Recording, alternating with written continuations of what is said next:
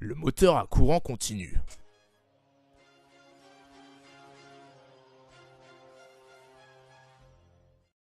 Comment fabriquer un tel moteur? On a besoin d'un support, de fil électrique, d'une bobine, d'une alimentation et enfin d'un aimant et de scotch. Passons à la fabrication du moteur.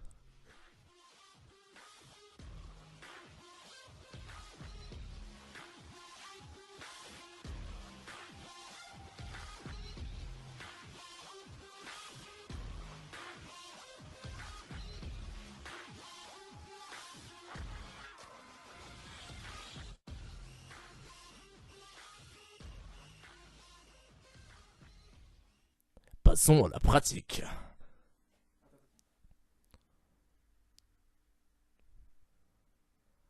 On remarque que la bobine s'aligne avec le champ émis par l'aimant. Après une impulsion, elle se met à tourner. Le moteur fonctionne.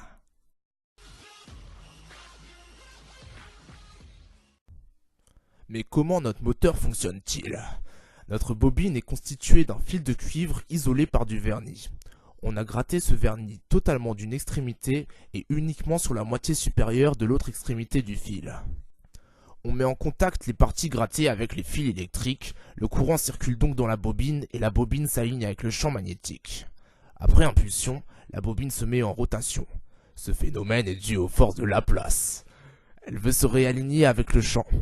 Lorsque la partie isolée de l'extrémité de la bobine entre en contact avec le fil électrique, le courant ne circule plus. C'est alors la force d'inertie qui permet à la bobine de finir la rotation, jusqu'à ce que la partie grattée entre à nouveau en contact avec le fil, et ainsi de suite. Place à quelques mesures. On a déterminé la vitesse de rotation en comptant le nombre de tours effectués en 1 seconde en ralentissant la vidéo.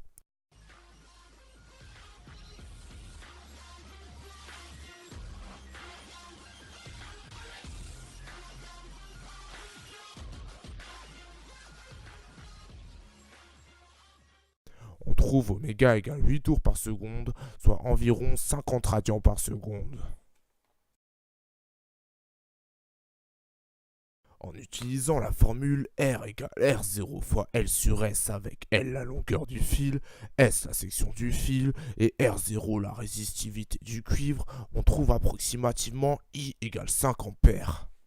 On a ensuite la puissance électrique égale à E la tension fois I le courant dans le fil.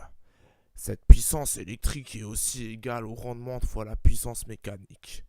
D'où PM, la puissance mécanique, égale à E fois I sur R.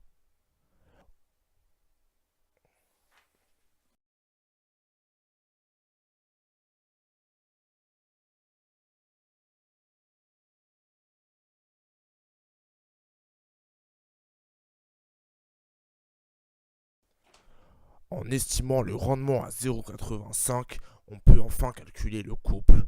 Il est égal à 0,56 Nm.